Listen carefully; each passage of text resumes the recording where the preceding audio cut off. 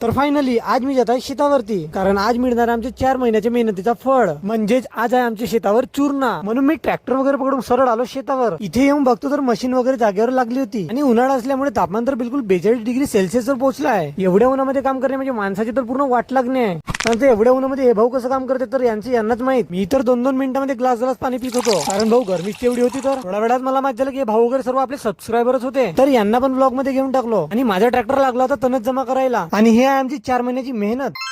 थोड्या वेळानंतर तणाचा ट्रॅक्टर भरल्यानंतर मला नेणार होता ट्रॅक्टरला घरी, पण ट्रॅक्टरची हालत तर बघा.